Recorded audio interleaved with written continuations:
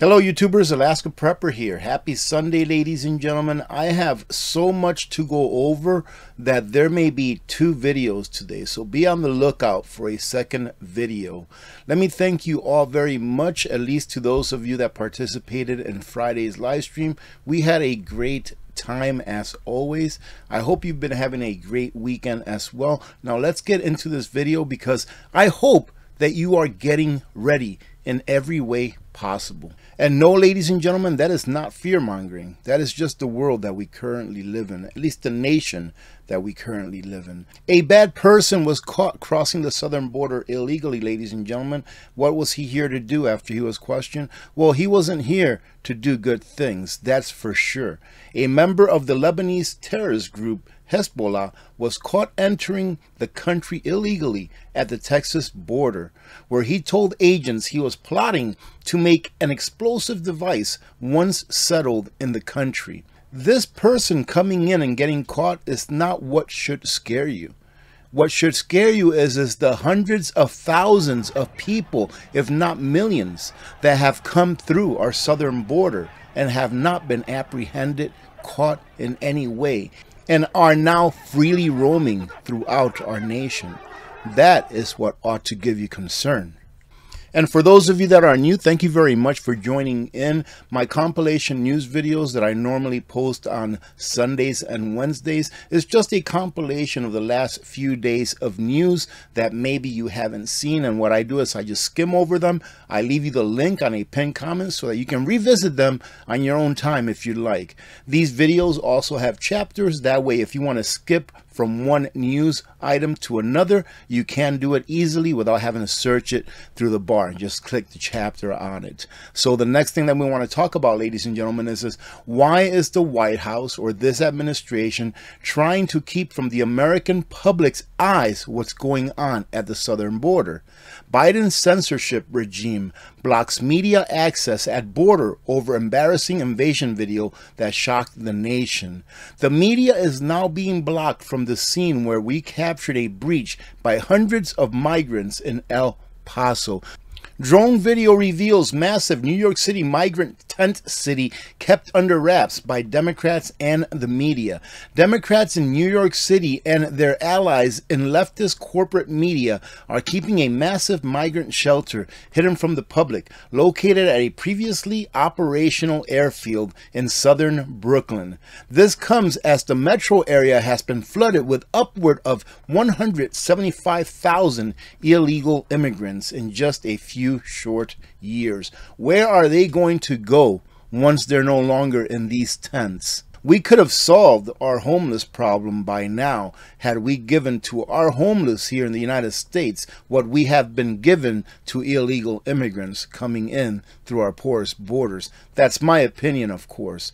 Life after Roosevelt Hotel. Migrants stuffed into 180 square foot micro apartments ahead of the contest that's coming up in November. Living in a 180 square foot single room apartment in Seattle, it's a tight squeeze for the migrant family, and the rent is high at $900 a month, which is still $500 less than the average cost for a studio in the city. The invasion of 10 million migrants is colliding with the U.S. affordable housing crisis, with the lack of studios and one-bedroom apartments. And cities like New York City have erected massive migrant tent cities and stuffed illegals in hotels until permanent housing solutions are found, or until after the contest this November.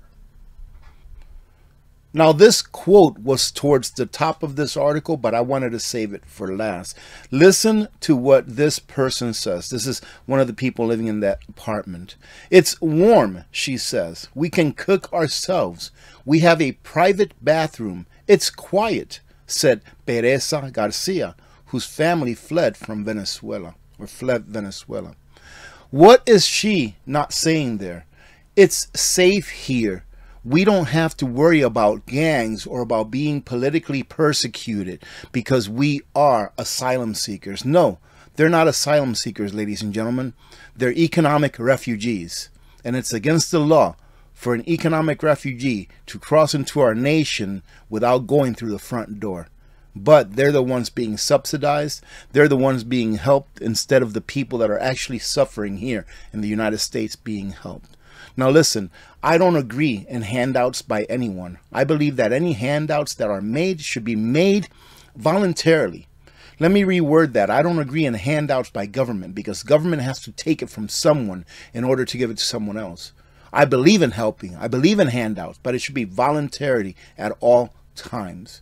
So when people come in here illegally, they cross our borders illegally, and then they get tax-funded assistance, that, in my opinion, is theft of the worst kind. Because tell me, how many of you love paying taxes? Would you rather not keep the taxes that you pay, that they're spending on all of these things, and divert it to where you want it to go? Instead of the government telling you, nope, you don't have a choice. We're going to give it to person A, B, and C. And yeah, I know that person D over there. I know that he or she is an American, but they can stay on the street a little longer as long as we help these people that crossed our border illegally. And talking about taxes, the swamp wins again. I saw a brief video on this. I think it's Speaker Johnson, I think. Everyone was saying, oh, this guy's going to be a great guy. Right? It's one club and you ain't in it. These people have no choice but to continue to print. And I do know, and I'll say it because sometimes there's new people on here that don't understand my point. I know that there are good people in Congress, in the Senate. But there's not nearly enough good people up there in order for the system not to swallow them up. That's why they call it the swamp, because it just swallows you up when you go in there with good intentions. Forget it. Give it a year or two. There are a few that are still there that have the intestinal fortitude to continue to fight for the right thing for the American people, but there's not nearly enough. Lowers child care costs for families and strengthens Head Start with a new $1 billion investment to help families in every zip code afford child care. Let me ask you a question. In your opinion, is it the government's responsibility to pay for your or anyone else's child care? It protects workers' rights and helps ensure they get the paycheck that they have earned. Isn't that already law, ladies and gentlemen?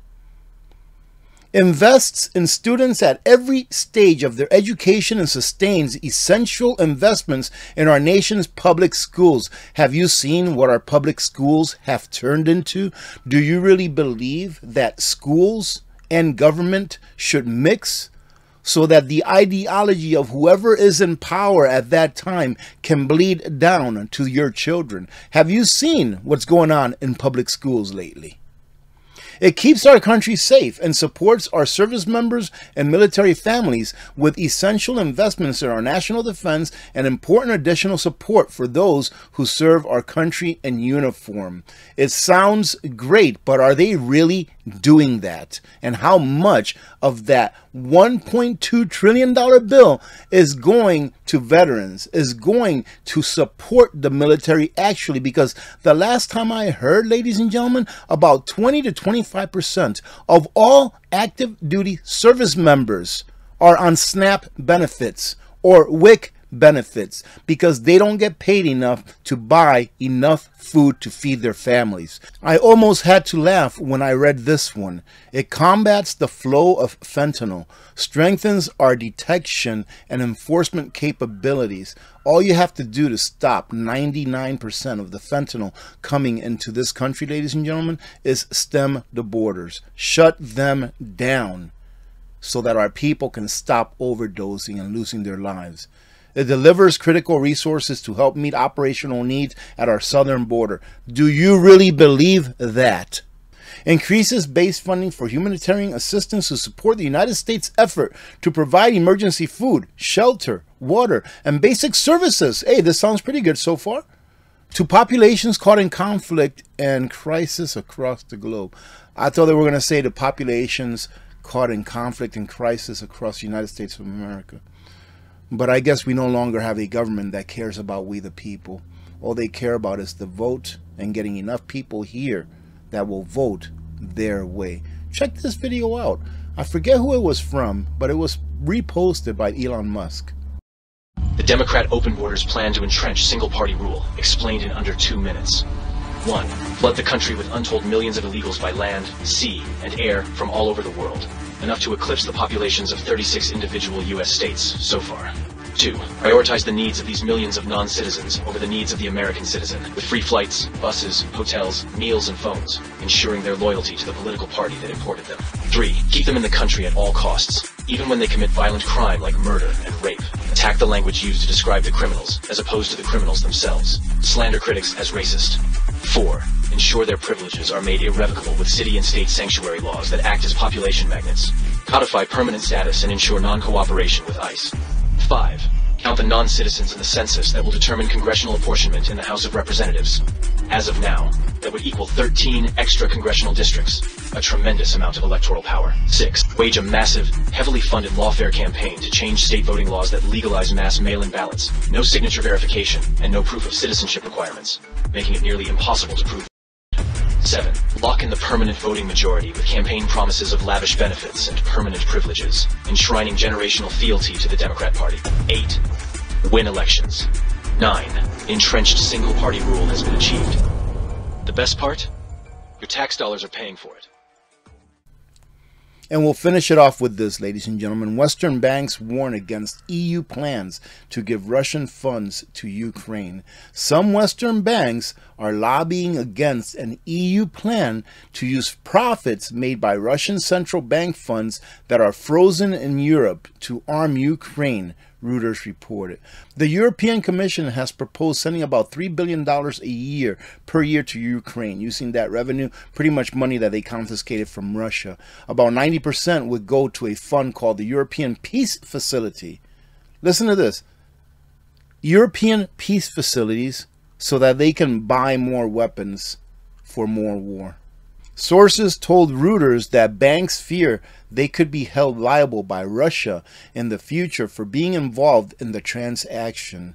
The report said once sanctions on Russia are eased or lifted, they could face decades of legal action. The banks also worry that the move would erode trust in the Western banking system. That's the big deal about this move, ladies and gentlemen. So I hope that you've stayed with me till now. It will reduce trust or erode trust in the Western banking system. One source said it would set a bad precedent and that stealing the funds would amount to the weaponization of foreign-held reserves and assets. And that is why more and more countries will be shifting over to the BRICS nations, because they do not want to hold US dollars when they know that they can be sanctioned at any time by the U.S. because of something that they did as a nation, which they should be able to do what they want to do as a nation that we did not like. We meaning the U.S. government that's in place at that time. And the less and less that the U.S. dollar or Federal Reserve note is used for trade around the world, the less that it will be valued. So the less that it will be worth for us, the more it will take for us to buy things with it. What is that? It's inflationary, because all of the dollars outside of the border of the United States will come flooding back in, and it will inflate the price on all of those things that it is used to try to get, if they can even get it. I think it's impossible for all of the dollars that are around the world to be able to buy something here in the U.S. if other countries stop using them. You have to understand, ladies and gentlemen, the United States does, let's say, export a good amount every year, but it does not export enough to equal the amount of dollars that are floating out there. So it would be very inflationary to our lives. Having said that, ladies and gentlemen, be on the lookout for the second video today, because I will have to do another one. I don't want to make this a 1 hour long news video. Have a great rest of your day. We'll see you later on. God bless every one of you. God bless America. I'm Alaska Prepper. I'm out.